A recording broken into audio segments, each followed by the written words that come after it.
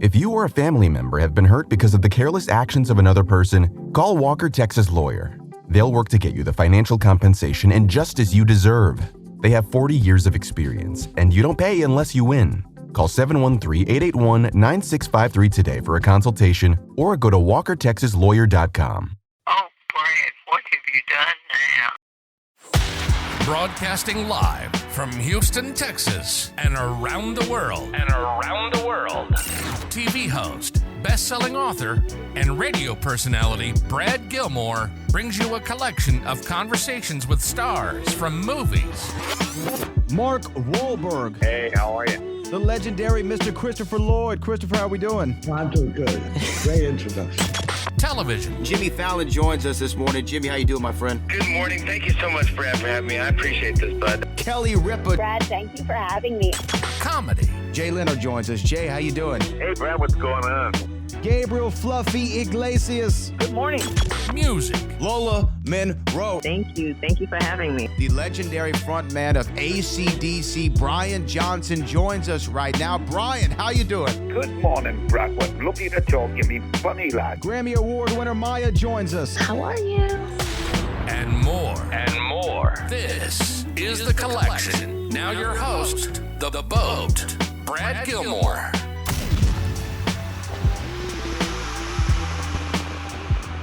And we're so excited to welcome him to the show. We're talking about the WWE Live Holiday Tour coming to the Toyota Center on December the 28th. The tickets available on WWE.com. This guest, man, he's the host of the Grayson Waller Effect. You saw him tear things up in NXT. Now he's making his name on Smackdown. Grayson Waller, welcome to the show, man. Man, thank you for having me. If you need any tips on hosting duties, you've got a great voice for it. Face is struggling a bit, but that's okay. We're not all blessed. But if you need any tips, I'm here to help. Well, you know what? I really wanted to bring you here to ask you if you just wanted to take the show over from now on. I mean, maybe we could switch roles. I could get in the ring and you could be the host of this show. Look, I'm tempted, but I've seen the girls in Houston, and I'm happy to stay where I am at the moment. But I appreciate the thought. Thank you. Well, you wish they all could be like the Aussies back home, I'm sure. Now, talk to me though about going on the road, man, and hitting towns like Texas during the holidays and living that life, because I think people don't understand what professional athletes, sports entertainers really put their bodies through, even in the road schedule. Yeah, it's wild getting called up onto the main roster earlier this year. I was staying in Florida every night. I was in my bed every night for all the shows and NXT type of thing. So now that we're on the road, it's a little bit different, but it's cool. I get to see a bunch of places I've never been before. And especially, with the holidays, I'm not going to be home. I'm not going to be with my family, that type of thing. So where else would you rather be than the holiday tour? And I've heard so many great things from the other superstars talking about this tour, about how fun it is. Obviously, during the holidays, everyone's in a good mood. Everyone wants to enjoy themselves. And I know these holiday tours are a lot of fun for the fans as well. Talk about that moment where you did get the call that you're going to go to the main roster. I mean, down here in Houston, I work with Booker T. Booker T is the commentator over there on NXT. And he was saying at the time, man, I wish I had Grayson for longer down here at NXT. I really wanted to, work with him more and have that opportunity. But then seems like as soon as he gets there, you win Iron Survivor, you have a couple matches for the title, and then boom, you're on SmackDown. Did you feel ready for that moment? Yeah, honestly, I did feel ready with whatever was to come. If it was to stay in NXT for a few months, there's a lot of talent down there that I could have worked with. But I felt ready to go and felt like I'd kind of done my time in NXT. Obviously, my situation was a little bit strange because I actually broke my leg in my last NXT match. So for me personally, I didn't think I was going to get drafted, because who's going to get drafted with a broken leg? But thankfully, I'm great with the talking, great with the talk show, that type of thing, and it's all worked out. But I was ready to go, and I think everyone's kind of seen since I have been up that was the case. Now, when you talk about the Grayson Waller effect, and I'm not just saying this because you're here and I'm not trying to get on your good side, but man, it really gives me that nostalgic feel to where, Jericho had the highlight reel. And I know you've probably heard Piper and Piper's Pit a lot when people talk about you. Did you feel like, I don't know, a sense of a responsibility taking a talk show like that to the main roster and living up to what we saw in the past as fans? Very much so, because I was always a fan of the talk shows when it came to the WWE, and obviously before I started mine, I watched a lot of like Piper's Pit and things like that to kind of get the vibe. And I think it's such an important part about what WWE does is those type of fun segments. So having it as like kind of how I debuted on the main roster too was a little bit daunting in a way, because you're not debuting in a match, you're not debuting with these hype packers, all those type of things. The first thing people see of me is me hosting and kind of causing chaos with all their favorite superstars. So I know a lot of people to start off with didn't even know that I could wrestle. So that was a little bit of fun while I was healing. But it was daunting at first, but now it's just like, it's the most fun. Like I'm in there with guys like Logan Paul, John Cena, like Cody Rhodes, like the biggest names, and getting to interact with them and that type of thing is a lot of fun. Do you think that shows maybe the company has big plans for you, having to rub shoulders? You had the Twitter feud with The Rock, and being in there with Edge, even working when when he was finishing up his run and things of that nature. That's a lot of trust, man. Very much so, and especially early on too. For them to put me in there. But I think with NXT now, you have that connection with the main roster. So in NXT, I worked with AJ Styles, I worked with Gargano, I worked with Apollo Crews. Like, I'd kind of already done some things with people from the main roster. So you can kind of earn your stripes down there and earn enough trust that when you come up now, they don't baby you on the main roster. They're not slowing you down. Like you can see with the Creeds now, even like as soon as you get to the main roster, NXT is supposed to get you ready for that. So I think they did put a lot of trust in me. Having my first match being Edge in Madison Square Garden, that's kind of wild. But I think all the times that they put that trust in me, I earned it. Now, I'm sure people have asked you before, like, man, who are your influences growing up? Who did you watch? Who did you do that? And that's a great question. But what I really want to ask, and this is because we're not too far apart, I think, in age. So I want to ask, who was your guy on the video games?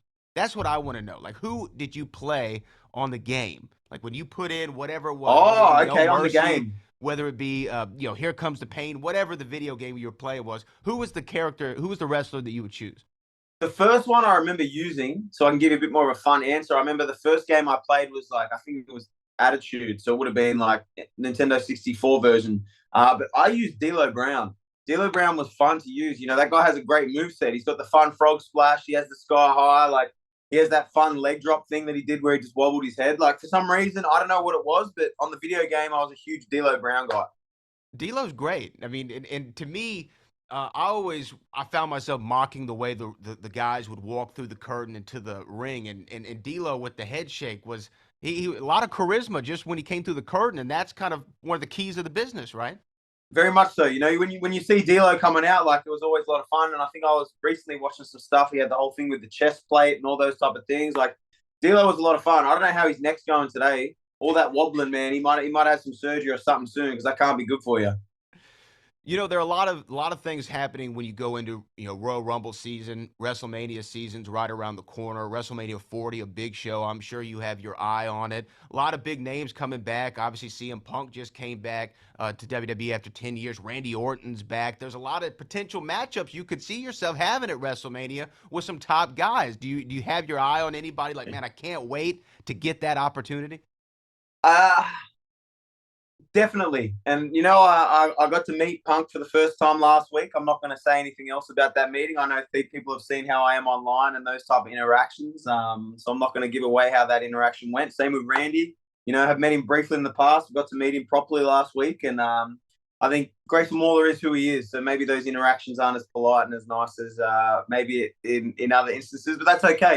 I think the roster in WWE right now is stacked. Like, from top to bottom, it's kind of crazy. Like, when you look at the Smackdown roster, which I'm a part of, like, you got Roman Reigns, who's the champion, and sometimes he's not even there, but those shows are still stacked. So for me personally, it's not about a person for WrestleMania 40. It's more about being on that card. I got to attend last year with the NXT. We're up in the box and watching it. And I told myself, I was sitting with Carmelo Hayes, who I'm working this week. At the time, we were kind of a little bit closer friends. And I said to him, like, this is us next year. And we both had that same vibe. So for me personally, it's all about getting on WrestleMania and being on that card. I don't care who's across from me, type of thing. And doing it in Philly, I'm a big Eagles fan, like in Lincoln Financial. Like, it's just like everything's happening for a reason right now. It's all working out pretty well. Now, when you go back to your NXT days just for one moment, I think a lot of the times, like, the medium is the message. Who we get those lessons from is just as important as the lesson themselves. And I think having Shawn Michaels down there, who has done it at the high level in any part of this industry, whether it's talking about being an authority figure, being in the ring, being a part of a group, a tag team, a babyface, a heel, main event of WrestleMania, opening match of WrestleMania. He's done it all. Did you really soak in the things that he said, and do you feel like he helped guide you, where you are now? Very much so. Like when people talk about NXT, especially lately, like NXT is getting a lot of props finally. Like I think it's been good for a while, but now people are finally starting to kind of get on the bandwagon. But that's because of Sean. I know personally, me and Sean in the past haven't necessarily got along, but it is what it is. I can still show him the respect, and I see the investment that he has in the talent there. When you're someone that he sees something in, he's going to go in and he's going to do whatever it takes to help you out. And the right people down there are going to use him appropriately and get them to the main roster and get them to big things on the main roster. Like if you're down there and you're not using Sean, you're an idiot. And I still remember me and Mello had a video session with Sean earlier on, and he's straight to the point. He's blunt. Like there's no babying down there for when you with Sean. He's going to tell you exactly what he thinks, and that's the guy to listen to. He's literally done it all. So if you're not going to Sean for advice and you're not taking in any lessons from him, like you're not going to go anywhere. Well, you will be here in Houston, Texas. The WWE Live Holiday Tour comes to the Toyota Center on December the 28th. What does Grayson Waller want to say to the people of Houston before they see you on that fair day? Like, where else would you rather be? You know, it's the holidays. You probably sat and ate at home with your family for 3 days. You know, you need to get out of the house. You need to go do something. And like live wrestling, like especially WWE, there's nothing like it. Like it's fun to watch on TV, but when you're there live, it's a different thing. And I'm going to be there to put on performance. You know, I haven't got my family here. I'm not really doing Christmas this year. So like, I want to go out and I want to fight some people. But I'm a little upset. I was looking at the thing. It's like $20 to get a ticket. $20 to see Grayson Waller. I'm a little bit offended. Like I feel that's not much money. Yeah, I think that the prices need to go. $20 to see Grayson Waller, it's a bit of a steal. So I'm going to have to talk to Santa. I know some kids are going to be asking for these tickets for Christmas. Well, Grayson, we can't wait to see you, and we hope that the price of admission goes up just to see you. But we also want the whole family to be able to come out at the same time. So Grayson Waller, everybody, we appreciate you joining. Legend. Thank you, mate. Appreciate it.